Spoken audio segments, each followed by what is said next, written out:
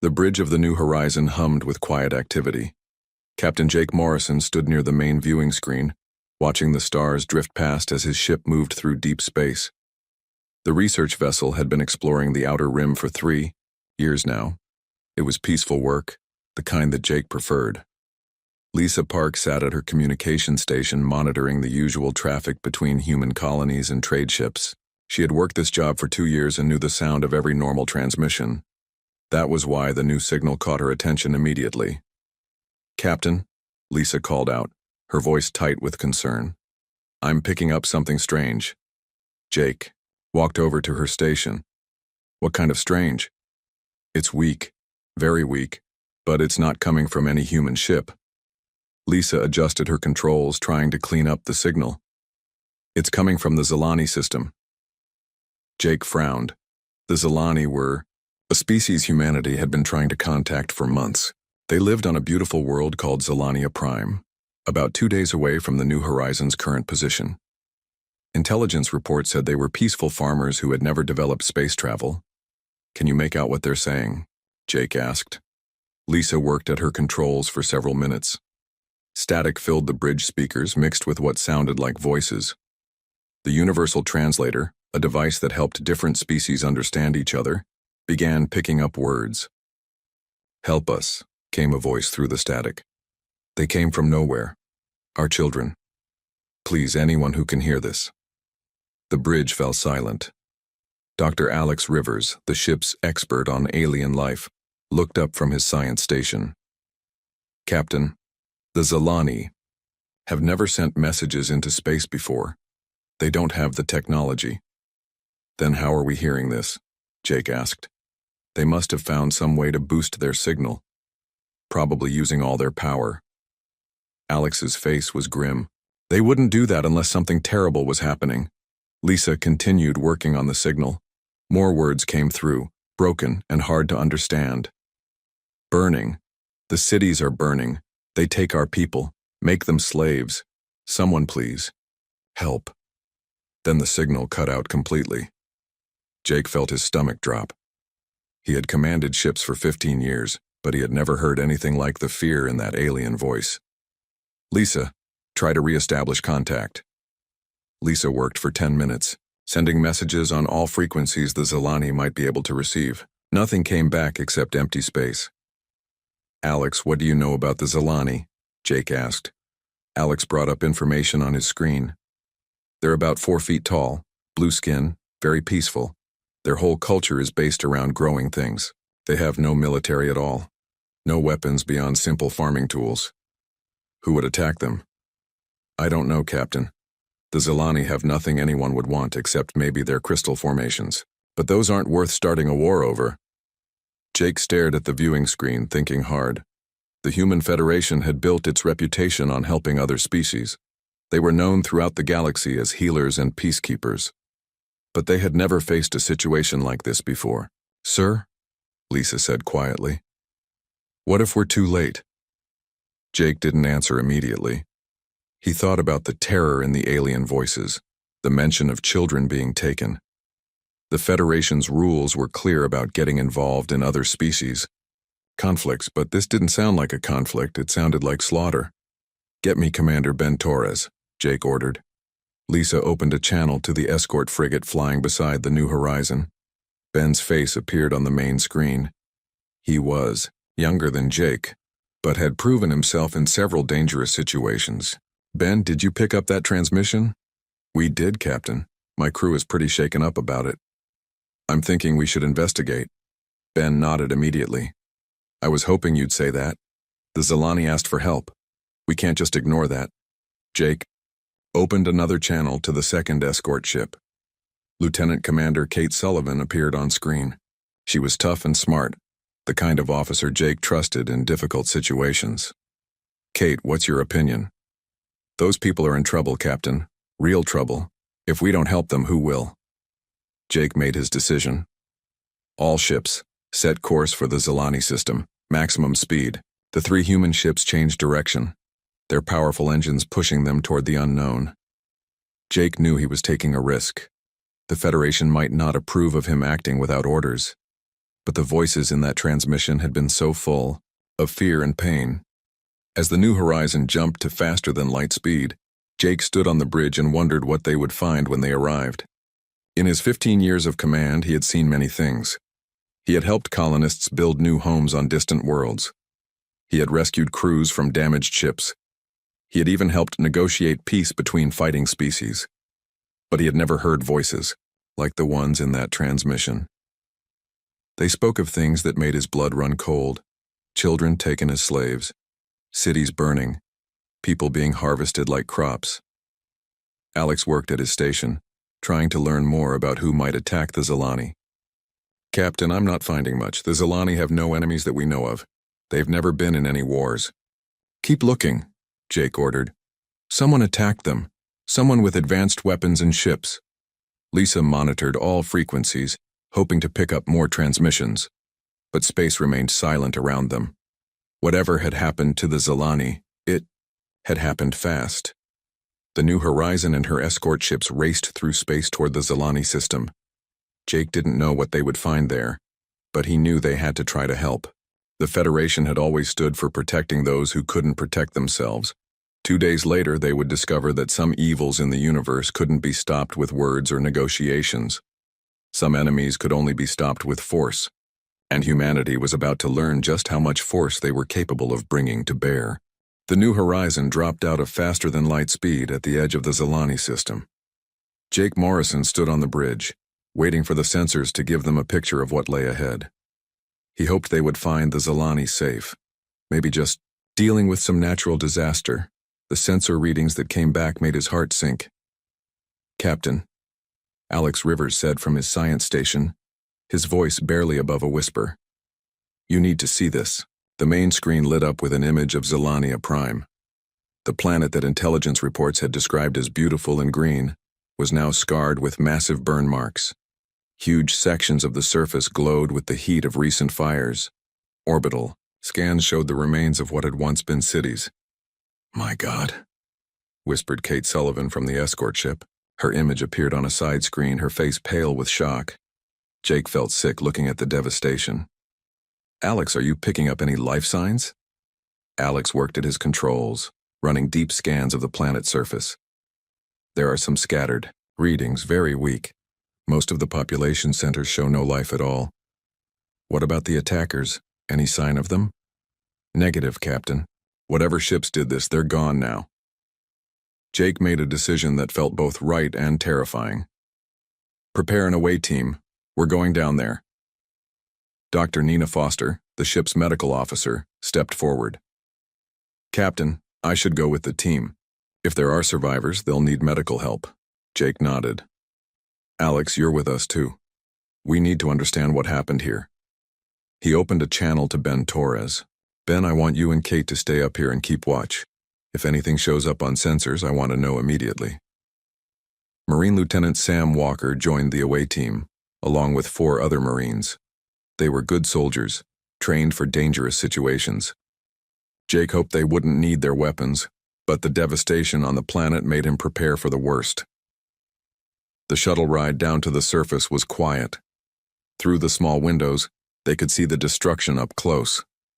Entire cities had been reduced to rubble and ash.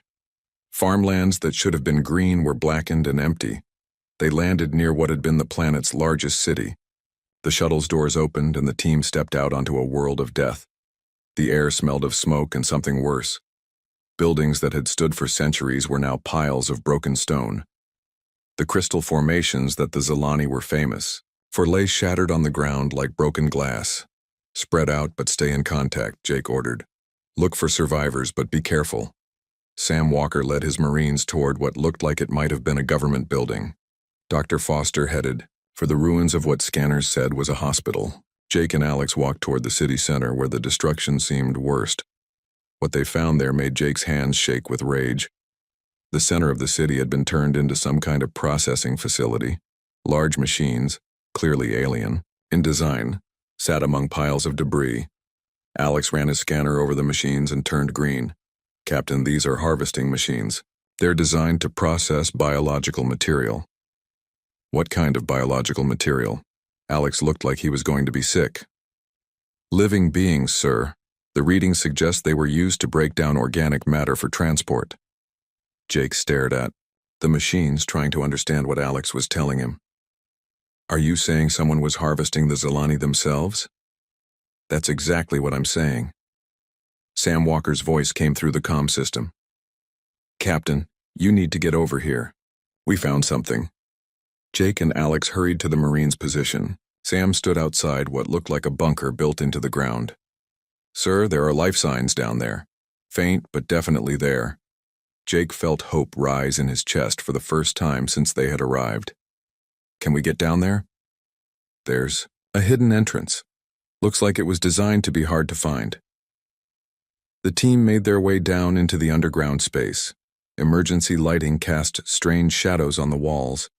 At the bottom of the stairs, they found a large room filled with scared, huddled figures. The Zilani were small, just as Alex had said, with blue skin that seemed almost gray now with fear and exhaustion. There were maybe 30 of them, mostly elderly and very young. They looked up at the humans with large, frightened eyes. One of them, an old male with silver markings on his face, stood up slowly. He spoke in the Zilani language, and the universal translator picked up his words. Are you here to take the rest of us? Jake knelt down to be at the alien's eye level. No, we're here to help. We heard your distress call. The old Zilani's eyes filled with something that might have been tears. You came. We sent the message, but we thought no one heard. We heard. My name is Jake Morrison. We're from the Human Federation. The old alien nodded slowly. I am Elder Voss. I led this city before the Krathen came. The Krathen did this? Elder Voss nodded, his whole body shaking. They came from nowhere. Hundreds of ships. We had no weapons, no way to fight. Them. Dr. Foster moved among the survivors, checking their health with her medical scanner. Captain, they're malnourished and dehydrated, but alive. Elder Voss, Jake said gently. Can you tell us what the Krathen wanted? The old Zilani looked around, at his people, then back at Jake. They wanted us, all of us. They took the young and strong first, put them in ships. Then they started taking everyone else. Taking them where? We don't know. They had machines that broke down everything they couldn't take with them. Our people, our animals, even the plants. They took some and destroyed the rest. Alex leaned forward. Elder Voss, did the Krathen say anything about why they were doing this? Elder Voss closed his eyes as if remembering caused him pain. Their leader spoke to us before the killing started. He said we were resources to be harvested. That all life in the galaxy existed to serve the Krathen Empire. Jake felt cold rage building in his chest. How many of your people were taken? Millions. Our whole world had 12 million Zilani. Now there are only us. The underground room fell silent except for the quiet sounds of the survivors. Jake looked around at the frightened faces and made a promise to himself. Someone would pay for what had been done here. Elder Voss, we're going to get you and your people to safety. But I need to know more about these Krathen. Are there other worlds they've attacked? The old Zilani nodded sadly. They told us we were the 18th world they had harvested this year. 18 worlds, Captain Morrison. Billions of beings turned into slaves or worse. Jake stood up, his mind already working on what needed to be done. The Human Federation had always believed in peaceful solutions. They had built their reputation on helping others through medicine and diplomacy. But looking at the devastation around him, looking at the frightened faces of the few survivors, Jake knew that some problems couldn't be solved with words. The Krathen Empire had made a mistake. They had committed genocide and thought no one would care enough to stop them. They had never encountered humans before, never learned what happened when someone threatened those under humanity's protection. Jake activated his comm system. New Horizon, this is the captain. Prepare to take on refugees and send a message to Federation Command. Tell them we have a situation that requires immediate attention. As they help the survivors prepare for transport to the ship, Elder Voss spoke quietly to Jake. Captain Morrison, will your people help us get our families back? Jake looked at The old alien, thinking about the harvesting machines, the billions of stolen lives, the terror and the distress call they had first received. Elder Voss, I give you my word. We will get them back. The New Horizons medical bay had been converted into a refugee center. Dr. Nina Foster worked around the clock caring for the 37 Zilani survivors they had rescued. Elder Voss had insisted on staying awake to help translate and comfort his people, even though exhaustion showed in every line of his face. Jake Morrison stood in his ready room, staring at the reports Alex Rivers had compiled. The data was worse than anything they had imagined. The Krathan Empire had systematically destroyed 18 worlds in the past year alone. Billions of sentient beings had been killed, enslaved, or processed into raw materials. The door chimed, and Alex entered carrying another data pad. Captain, I've finished analyzing the Krathan technology we found planetside. What did you learn? Alex sat down heavily. Their ships are powerful, but not beyond what other species have developed. What makes them dangerous is their complete lack of moral limits. They've turned genocide into an industrial process. Jake felt his jaw clench. Any word from Federation Command? Admiral Frank Harrison wants to speak with you immediately. He's called an emergency session of the Galactic Council. The main screen in Jake's ready room lit up with Admiral Harrison's face. Behind him, Jake could see the council chambers where representatives from dozens of species gathered to discuss galactic affairs. Captain Morrison, the Admiral said grimly, I've read your report. The council is reviewing the evidence now. Sir, what's the Federation's position going to be? Admiral Harrison glanced around the chamber behind him. That depends on what the council decides. This is the first time we've encountered systematic genocide on this scale. Jake leaned forward. Admiral, with respect, the Krathan Empire has killed billions of innocent beings. They're using survivors as slaves. This isn't a matter for debate. I understand your feelings, Captain. But the Federation has always worked within the galactic community. We can't just act unilaterally. The screen shifted to show the full council chamber. Representative Altair of the diplomatic Altarian species was speaking. The Krathan actions are disturbing, but we must respond with wisdom, not emotion. Economic sanctions and diplomatic pressure have ended conflicts before. Jake watched in growing disbelief as other representatives voiced similar opinions. The trade-focused Vesperians worried about disrupting commerce routes. The scholarly Etherians suggested forming a committee to study the situation. Dr. Maria Gonzalez, the Federation's top expert on alien psychology, stood to address the council. Honored representatives, I have analyzed all available data on Krathan behavior patterns. My conclusion is clear. The Krathan Empire cannot be negotiated with because they do not recognize other species as equals. To them, we are all simply resources waiting to be harvested. Representative Altair responded smoothly. Dr. Gonzalez, surely even the Krathan can be made to see reason. No species is truly beyond redemption. Jake felt something break inside him. These beings were debating philosophy while billions of innocents suffered in Krathan slave camps. He activated his comm system. Admiral Harrison, request permission to address the council. The Admiral nodded, and Jake's image appeared on the council chamber screens. Honored representatives, I am Captain Jake Morrison of the New Horizon. I have just returned from Zilania Prime, where I witnessed the aftermath of Krathan genocide. The chamber fell quiet. Jake continued, his voice steady but filled with controlled anger. The Krathan didn't just conquer the Zilani. They processed them like crops. They have done this to 17 other worlds. While you debate sanctions and committees, millions of beings suffer in their slave camps. Representative Altair looked uncomfortable. Captain Morrison, we understand your emotional response, but hasty action could make the situation worse. Worse? Jake's voice rose. Worse than entire species being wiped out? Worse than children being taken as slaves? An Etherian representative spoke up. Captain, violence only creates more violence. There must be a peaceful solution. Jake stared at the alien faces on his screen, realizing that they would never understand. They had never seen the harvesting machines. They had never heard the terror in Elder Voss's voice as he described watching his world die. The Federation has always stood for protecting those who cannot protect themselves, Jake said quietly.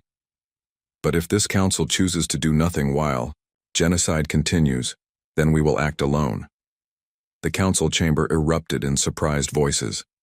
No species had ever threatened to act outside council authority before. Admiral Harrison's face reappeared on Jake's screen. Captain, you're out of line. No, sir, I'm exactly where I need to be. The Federation was founded on principles of justice and protection. If we abandon those principles now, what are we? Jake ended the transmission and called his senior staff to the bridge. When they assembled, he looked at each of them carefully. You all heard the council's decision. They want to form committees and impose sanctions while beings die in Krathen camps. I'm giving each of you a choice. Transfer to another ship, or stay with me and help save those people. Alex Rivers was the first to speak. I'm with you, Captain. Doctor, Foster nodded firmly. Those survivors in our medical bay trust us to help their families. I won't let them down. One by one, every officer on the bridge voiced their support. Ben Torres and Kate Sullivan called in from their ships with the same message. The human crews were united. Jake opened a channel to Federation headquarters on Earth. President John Mitchell's face appeared on screen, looking tired and concerned. Captain Morrison, Admiral Harrison has briefed me on the situation. The Council has voted for a diplomatic approach. Mr. President, with respect, diplomacy won't work against the Krathen Empire. President Mitchell was quiet for a long moment. Captain, what are you asking of me? Permission to act, sir. The Federation has the power to stop the Krathen, but only if we use it. You're talking about war, Captain. I'm talking about justice. The Krathen have declared war on every other species in the galaxy. We can either fight them now, or wait for them to come for us. President Mitchell looked off screen, clearly weighing his options. When he looked back, his expression was resolute. Captain Morrison, you are hereby promoted to Commodore. Admiral Harrison will be contacting you with new orders. 24 hours later, Jake stood on the bridge of his new flagship, the Dreadnought, Terra's Wrath. Captain Steve Adams had given up command to serve as his tactical officer. Around them, the largest human fleet ever assembled prepared for departure. Admiral Harrison appeared on the main screen. Commodore Morrison, the Federation Council has expelled humanity from the Galactic Alliance. They say we've chosen war over peace. Jake looked at the massive fleet surrounding his ship. Destroyers, cruisers, and battleships stretching as far as the eye could see. For 3 years, humanity had kept most of their military capability hidden, content to explore and heal. Rather than conquer, that time was over. Admiral, inform the Council that they're wrong. We didn't choose war over peace. We chose justice over convenience. Elder Voss had been transferred to the Terra's Wrath so he could help identify Krathen positions. The old Zalani stood beside Jake on the bridge, looking out at the human fleet. Commodore Morrison, your people are taking a great risk for beings you barely know. Jake thought about the harvesting machines, about the terror in the original distress call, about billions of innocents waiting for rescue in Krathen camps. Elder Voss, sometimes the greatest risk is doing nothing at all. The fleet jumped to faster than light speed, heading for the first Krathen system. Behind them, the galaxy watched in shock as humanity revealed its true strength. Ahead of them, an empire of slavers and murderers was about to learn why you should never threaten those under the protection of Earth's children. The Deathworlders were coming, and peace was no longer an option. The Krathen Empire had ruled through fear for over a century.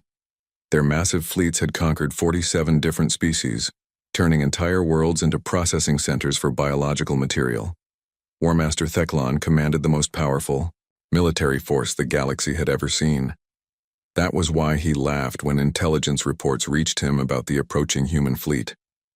These humans, he growled from his command throne aboard the battleship Devourer. They think they can challenge the Empire with a few dozen ships? His subordinate, Commander Vectar, reviewed the data on his scanner. The intelligence suggests they have nearly 1,000 vessels, War Master. 1,000 ships from a backwater world? Theklan's laughter echoed through the bridge. Our scouts say these humans are weak creatures from a low-gravity planet. They have no real military experience. What Krathen intelligence had failed to understand was that Earth was classified as a Class Thothene death world. The gravity was crushing. By galactic standards, the radiation levels would kill most species within days. The atmospheric composition was toxic to 90% of known life forms. Humans had evolved in conditions that would destroy most other beings. They just hadn't advertised that fact. General Carl Rodriguez stood in the command center of the assault carrier New York. Around him, thousands of human Marines prepared for their first real combat operation. These soldiers had trained their entire lives in Earth's punishing environment, but they had never tested themselves against an alien enemy. "General," reported Colonel Pete Jackson, "the Krathen fleet is moving to intercept us at Proxima Station. Intelligence suggests they have about 300 ships." "What's our tactical assessment, Colonel?" Pete looked at his datapad. "Sir, their ships are large and heavily armed, but they're designed for fighting opponents who use standard galactic military doctrine." Carl smiled grimly. "And we don't use standard doctrine." "No, sir. We use human doctrine. The difference would prove decisive." Proxima Station had been a neutral trading post before the Krathen conquered it 6 months earlier. Now it served as a processing center for slaves taken from destroyed worlds. Thousands of beings from dozens of species worked in its factories, building weapons for the Empire. War Master Theklan's fleet took defensive positions around the station. His ships were massive, each one larger than the biggest human vessel. Their weapons could level cities. Their shields could withstand attacks from entire planetary defense systems. "War Master," Commander Vektar reported, "the human fleet is approaching. They're not using standard battle formations." Theklan studied the tactical display with growing confusion. The human ships were spread out in patterns that made no sense. They seemed to be surrounding his fleet rather than attacking directly. "What are they doing?" he muttered. He would understand soon enough. Commodore Jake Morrison stood on the bridge of the Terra's Wrath, watching the Krathen fleet through the main viewing screen. Captain Steve Adams worked at the tactical station, coordinating with the other human ships. "Steve, what's our status?" "All ships are in position, Commodore. The Marines are ready to launch boarding pods." Jake nodded to Elder Voss, who stood nearby with a translation device. The old Zalani had insisted on being present when they made contact with the Krathen. "Open a channel to the enemy flagship," Jake ordered. War Master Theklan's image appeared on the screen. He was huge, even by Krathen standards, with armored skin and glowing red eyes. When he spoke, the universal translator made his voice sound like grinding metal. "I am War Master Theklan of the Krathen Empire. You will surrender your ships immediately, or be destroyed." Jake stepped forward. "I am Commodore Morrison of the Human Federation. We are here to free the slaves you have taken and end your genocidal operations." Theklan laughed, a sound that made the bridge speakers crackle. "You dare threaten the Empire? Your weak species knows nothing of war." "We know enough," Jake replied calmly. "Surrender now, and your crews will be treated according to galactic conventions. Continue this fight and face the consequences." "Consequences?" Theklan's laughter grew louder. "We have conquered 47 worlds. We have processed billions of inferior life forms. What can creatures from a dying backwater planet possibly do to us?" Jake looked at Elder Voss, who nodded sadly. "There would be no surrender, no mercy from the Krathen. They were exactly what Dr. Gonzalez had said. Beings who could not recognize other life as worthy of existence." "War Master Theklan," Jake said, quietly, "you are about to find out what happens when you threaten the children of a death world." The battle began immediately. The Krathen opened fire with weapons designed to disable ships and capture crews for processing. Energy beams that should have crippled human vessels barely scratched their hulls. The ships built to survive Earth's violent environment were over-engineered to a degree that seemed impossible to other species. Captain Amy Bell commanded the destroyer Pacific Storm. Her ship dove straight into the Krathen formation, taking direct hits from 3 enemy vessels. The Krathen weapons, calibrated for typical galactic species and their relatively fragile technology, had little effect on human engineering. "All weapons target their command ship," Amy ordered. The Pacific Storm's guns were designed to function in Earth's electromagnetic storms and massive gravity fields. When they fired, the Crathen flagship's shields collapsed instantly, across the battle zone. The same scenario played out dozens of times. Human weapons built to overcome Earth's hostile environment proved devastatingly effective against Crathen defenses. But the real shock came when the boarding pods launched. Colonel Pete Jackson led the first wave of Marines aboard Crathen ships. His soldiers wore powered armor designed to function in Earth's crushing gravity and toxic atmosphere. When they broke through Crathen airlocks, the enemy discovered something that shattered their understanding of galactic warfare. Humans were strong, incredibly strong. A typical galactic species evolved on worlds with gravity between 0.3 and 0.7 times Earth normal. They developed in atmospheres with oxygen content around 5 to 10%. Their bones were light, their muscles adapted for low-stress environments. Humans came from a world with gravity that would crush most aliens. Their atmosphere was so rich in oxygen, it would poison other species. Their bones were dense as stone, their muscles built to function under conditions that would kill most galactic life. The first Crathen soldier to face Pete Jackson in hand-to-hand combat couldn't believe what happened. The human picked up the 7-foot-tall alien and threw him across the room like he weighed nothing. "Secure the ship," Pete ordered his squad. "Free any prisoners you find." The Crathen crew tried to mount resistance, but their weapons were designed to stop typical galactic species. Human soldiers, protected by armor that had to function on Earth, barely slowed down when hit by Crathen energy weapons. Within an hour, the human boarding parties had captured 12 Crathen ships. The enemy crews were either dead or surrendering in panic, unable to understand how beings they considered inferior could be so terrifyingly effective. On the bridge of the Terra's Wrath, Jake watched the tactical display with grim satisfaction. The battle was going better than anyone had hoped. "Commodore," Steve Adams reported, "we've broken through their defensive line. The station is defenseless." "Any word from our boarding parties?"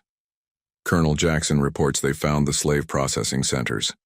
There are over 50,000 beings imprisoned on that station." Jake felt a cold satisfaction settle in his chest. "Tell the colonel to secure all prisoners and prepare them for evacuation." War Master Thekkalon's image appeared on the screen again, but now his confidence was gone. Behind him, his bridge was filled with smoke and sparks from damaged systems. "This is impossible," he snarled. "Your species are weaklings from a dead world." "You made two mistakes, War Master," Jake replied calmly. "First, you assumed our world was dead because it's different from yours. Second, you thought weakness and mercy were the same thing. What do you want?" "Complete surrender of all Crathen forces. Immediate release of all slaves. Full reparations to the species you have destroyed." Thekkalon's red eyes blazed with fury. "Never. The Empire will not bow to inferior beings." Jake nodded to Steve Adams. The Terra's Wrath's main guns, designed to punch through asteroid fields and planetary defense systems, fired once. The Crathen flagship, with all its massive armor and advanced shields, split in half. The remaining Crathen ships began trying to retreat, but human vessels were faster, more maneuverable, and designed for pursuit in dangerous environments. Within 6 hours, the entire Crathen battle fleet was either destroyed or surrendered.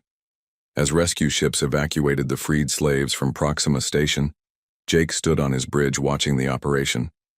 Elder Voss approached him, tears streaming down the old Zelani's face. "Commodore Morrison, you have done something we thought was impossible. You have defeated the Crathen Empire." Jake shook his head. "Elder Voss, this was just one battle. The Empire has hundreds of systems, thousands of ships. We're just getting started." The old alien looked puzzled. "But surely they will surrender now. They must see they cannot win." Jake thought about War Master Thekkalon's final words, about the contempt and hatred in the Crathen leader's voice. These were beings who saw other species as nothing more than resources to be consumed. "No, Elder Voss, they won't surrender. They can't surrender because surrender 6 months after the battle at Proxima Station The human fleet had grown to over 3,000 ships. Word of the victories against the Krathen Empire spread throughout the galaxy, and something unprecedented happened. Other species began asking to join the fight. Admiral Frank Harrison stood in the command center of the massive battleship Freedom's Edge, coordinating the largest military operation in galactic history. The fleet stretched across dozens of star systems, each group tasked with liberating Krathen slave camps and processing centers.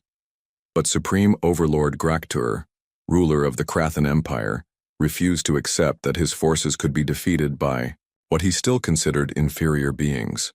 From his fortress world of Krathos, he issued orders that shocked even his own commanders.